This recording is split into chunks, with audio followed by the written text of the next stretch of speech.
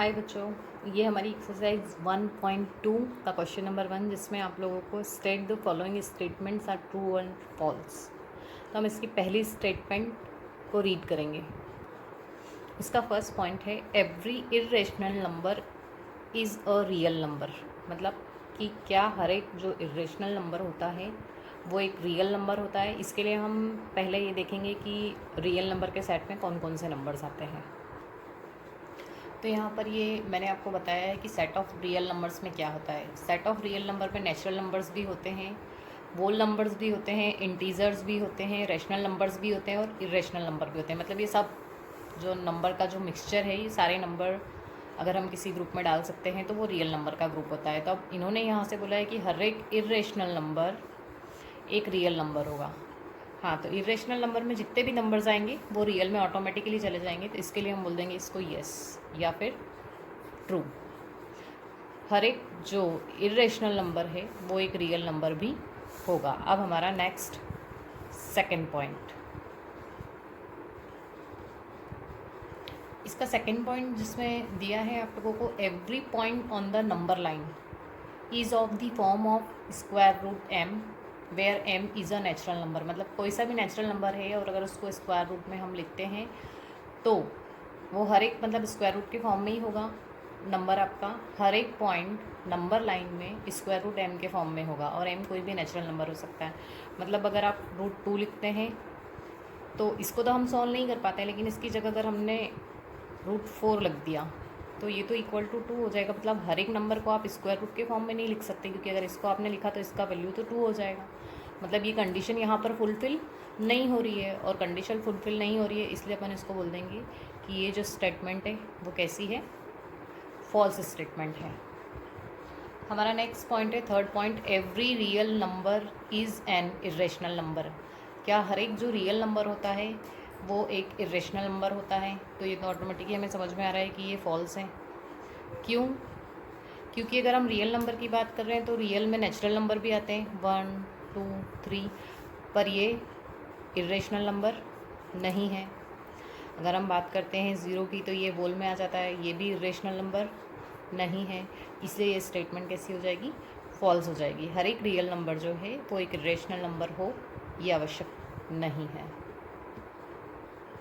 Next question है question number 2, are the square roots of all positive integers irrational. मतलब जितने भी squares roots हैं पॉजिटिव इंटीजर्स के, क्या वो इरेशनल होते हैं? और अगर नहीं होते हैं, if not, given example of the square root of a number that is a rational number.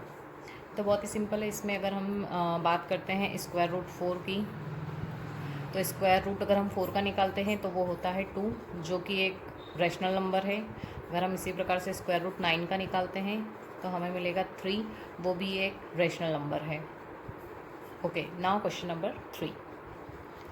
Next जो हमारा क्वेश्चन नंबर 3 है, इसमें show how √5 can be represent on the number line. मतलब नंबर लाइन पे हमें अगर हमें स्क्वायर रूट 5 को रिप्रेजेंट करना है तो हम कैसे रिप्रेजेंट करेंगे। मैंने यहाँ पर एक नंबर लाइन ड्रॉ की है जिसमें जो पार्ट किए हैं ये इक्वल किए हैं। ये 1 सेंटीमीटर के नहीं हैं, लेकिन इक्वल डिस्टेंस है हर एक के बीच में। उसके बाद जो यूनिट डिस्टेंस है इनकी वो इक्वल है। अब चूँकि हमें √5 को डिनोट करना है, इसलिए हम यहाँ पर 0.1 और 2 तक डिस्टेंस मेज़र कर लेंगे, और 2 से सेम यूनिट, जितनी ये यूनिट मैंने ली है उतनी ही यूनिट में मैं एक जो यूनिट पॉइंट है वो अपवर्ड मतलब 2 के ऊपर की तरफ ड्रॉ करूँगी। ये मैंने 2 के ऊपर की तरफ जो यूनिट है वो ड्रॉ कर ली है। मतलब अब यहाँ से यहाँ तक की जो डिस्टेंस है मेरे पास में वो 2 यूनिट है, और यहाँ जो डिस्टेंस है वो 1 यूनिट है।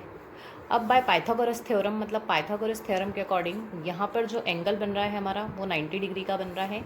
मैं इस पॉइंट से इस पॉइंट को, मतलब अगर मैं इसको नाम देती हूँ suppose point A, point B and point C, तो मैं पॉइंट ए और पॉइंट सी को ज्वाइन कर दूंगी, और ज्वाइन करने के बाद में ये जो मुझे मिलेगा ये होगा हमारा हाइपोटेनियस, क्योंकि राइट एंगल के जो अपोजिट साइड जो रे होती है या जो साइड होती है उसे अपन हाइपोटेन्यूस बोलते हैं। और उसके बाद जो हमारा पाइथागोरस थ्योरम है वो हमें बोलता है कि जो हाइपोटेन्यूस है उसका स्क्वायर अदर टू साइड के स्क्वायर के सम के इक्वल होता है। मतलब यहाँ पर A C square is equals to B C square plus A B square. हम इसको यहाँ पर प्रूव करने की कोशिश करेंगे। मतलब जो बी सी की वैल्यू है वो 1 यूनिट है तो बी सी की जगह हम 1 पुट कर देंगे। ए बी की वैल्यू 2 यूनिट है तो हम इसकी जगह 2 यूनिट पुट कर देंगे। अब स्क्वायर ऑफ 1 1 होता है, square of 2 is 4, 1 + 4 is 5। This is the value of A C square. Now we will find out the value of A C which is √5। Now taking the distance A C, हमारे जो diagram में ए सी है उसकी value लेकर हम protector की help से यहाँ पर एक सर्कल, मतलब जो ए सी रेडियस है, ए सी रेडियस लेकर के हम एक सर्कल ड्रॉ करने की कोशिश करेंगे। हाफ सर्कल जो हमारा नंबर लाइन है उस पर किसी पॉइंट पे मिलेगा और उसी पॉइंट पे, जिस पॉइंट पे ये हमें मिलेगा, हम उसको डिनोट कर देंगे। अगर हम उस पॉइंट को नाम दे देते हैं, नेक्स्ट पॉइंट है उसको सपोज़ मैंने नाम दे दिया है डी। ये जो है हमारा पुराना पॉइंट था बी,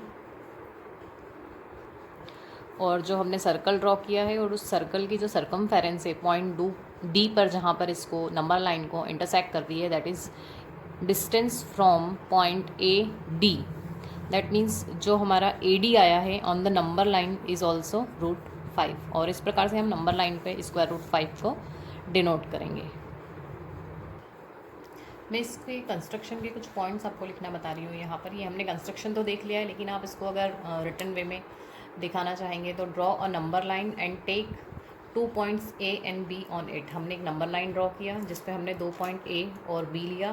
फिर पॉइंट ए फ्रॉम 0 जो है हमारा स्टार्टिंग पॉइंट, वहाँ से बी पॉइंट आफ्टर 2 यूनिट, मतलब 2 यूनिट के बाद में, मतलब ए बी की जो डिस्टेंस है हमें वो 2 यूनिट लेनी है। उसके बाद नेक्स्ट पॉइंट में हम पॉइंट बी से, from point B draw a perpendicular B C of 1 unit. मतलब कि बी से हम बी सी एक परपेंडिकुलर ड्रॉ करेंगे जो कि 1 यूनिट के होगा, इक्वल। नेक्स्ट, नाउ हमने यहाँ से बी सी परपेंडिकुलर डालने के बाद में ए सी को ज्वाइन किया है, तो join A C and using Pythagoras theorem find A C. हमने पाइथागोरस थ्योरम का यूज़ करते हुए यहाँ पर अप्लाई किया पाइथागोरस थ्योरम और ए सी की वैल्यू निकाली विच इज़ √5। इसके बाद हमारा जो नेक्स्ट पॉइंट है, जब हमने ए सी को ज्वाइन किया और पाइथागोरस थ्योरम अप्लाई किया, ए सी की वैल्यू निकाली, फिर जो नेक्स्ट पॉइंट होगा हमारा, now taking radius equal to A C. A C के इक्वल रेडियस लेने के बाद हम एक सर्कल ड्रॉ करेंगे, और सर्कल ड्रॉ करने पर जो सर्कल की सर्कमफेरेंस नंबर लाइन को जिस पॉइंट पे, मतलब बी पॉइंट पे इंटरसेक्ट कर रही है, तो वही हमारी रिक्वायर्ड डिस्टेंस होगी ए डी, जो कि √5 को शो करेगा नंबर लाइन पे। और यही हमारा क्वेश्चन कंप्लीट हो जाता है। और इसी के साथ हमारा एक्सरसाइज 1.2 भी फिनिश होता है। अब मैं नेक्स्ट वीडियो में आपको एक्सरसाइज 1.3 स्टार्ट करूँगी। Okay, thank you.